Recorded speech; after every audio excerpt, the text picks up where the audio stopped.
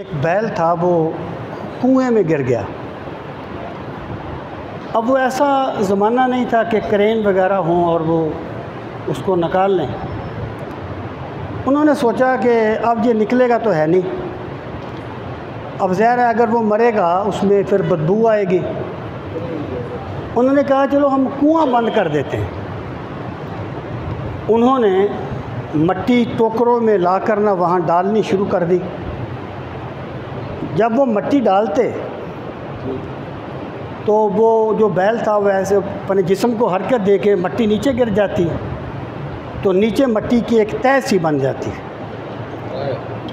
तो जैसे जैसे वो मट्टी डालते, वो जो बैल था ना वो छलांग लगा के मट्टी के ऊपर आ जाता। वो मट्टी डालते गए और वो बैल छलांग लगा के ऊपर आता गया, यहाँ तक कि वो कुएं से बाहर निकल गया। इसमें ज़िंदगी का एक उसूल है।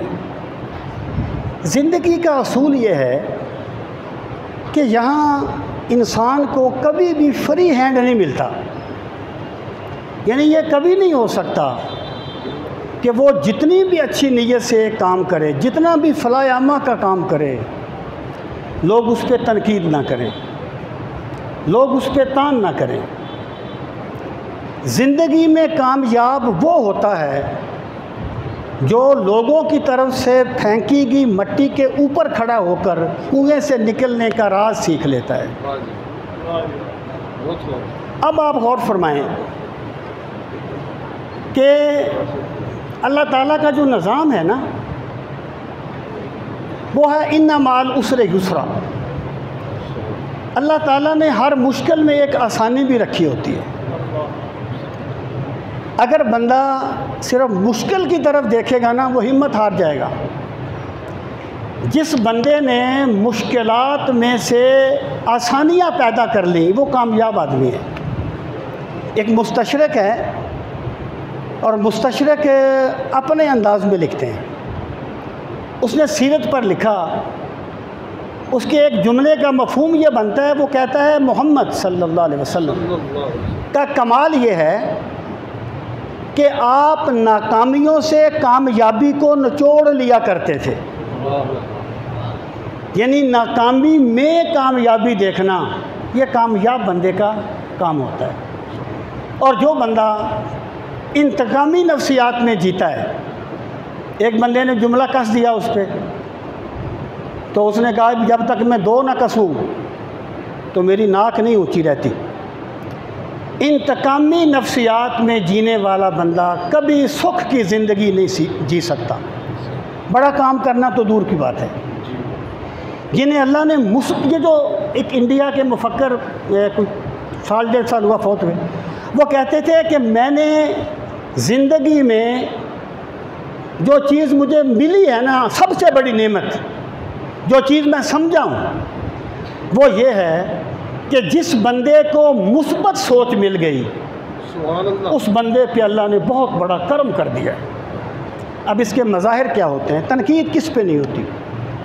मैं कहा करता हूँ कि यार रसूल करीम सल्लल्लाहु ताला अलैहि वसल्लम अल्लाह ताला के महबूब हैं, इमामुल अंबिया हैं। आपको भी तो मजनून कह दिया गया, आप पर भी तो जुमले कस दिए गए, तो माओ शुमा किस बात की मूली है। लेकिन देखना यह है कि रिएक्शन क्या है। हमारे एक उस्ताद थे पीएचडी में, जब पीएचडी में कर रहा था, तो एक दिन फरमाने लगे कि मुझे कहते हैं चिश्ती साहब आप लोग ना मोतज़िला को बड़ा रगेते हैं। वाकई हम मोतज़िला को बहुत रगेते हैं मौलवी। और मोतज़िला जो है वो उन्होंने दीन में बड़ा फितना पैदा किया, कोई शक नहीं इसमें। अब भी मुख्तलिफ़ सूरतों में उनके फैलाई हुई बातें लोगों में हैं। कहने लगे आप मुतज़िला को बड़ा रगेते हैं। कहने लगे इसमें उनमें एक मुस्बत पहलू भी था। मैंने कहा सर वो क्या? कहने लगे उन्होंने दीन में लाजिक को हाईलाइट किया है। यानी दीन में लाजिक पहले भी थी, उन्होंने नहीं पैदा की, पहले भी थी, लेकिन उन्होंने उनको हाईलाइट किया है कि अब हर बंदा सोचता है कि ये बात होनी चाहिए। ये होता है शर में खैर को तलाश करना। एक मरतबा में मौलाना अब्दुल रज़ाक बुतरालवी रहमतुल्लाह ताला अलैह के पास बैठा हुआ था। शफ़क़त फरमाते थे, बड़े आदमी थे, अल्लाह उनके दर्जात बुलंद करे। तो मैंने उनसे पूछा कि हज़रत आपने ये दरसी किताबों पे हवाशी बड़े लिखे हैं, हालांकि मुश्किल काम होता है। तो फरमाने लगे कि हम बंदियार शरीफ में पढ़ते थे, एक मुखालफ मसलक के मौलवी साहब गए, उन्होंने तकरीर की। उन्होंने कहा ये सुन्नियों को क्या पता, ये तो अभी तक अपनी किताबों के हवाशी नहीं लिख सके। नूरुल इज़ाब पढ़ते हैं, हाशिया हमारा पढ़ते हैं, तंज़ पढ़ते हैं, हाशिया हमारा पढ़ते हैं। कहते हैं उस दिन मैंने सोचा कि अगर खुदा ने मुझे तौफीक दी तो मैं हवाशी लिखूँगा। उन्होंने उसको नेगेटिव नहीं लिया कि कहते बकवास कर रहा है, ये पॉजिटिव लिया।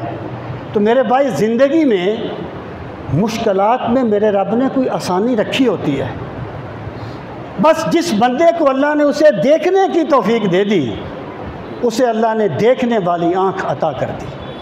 अल्लाह ताला हमें दीन का फ़हम नसीब फरमाए।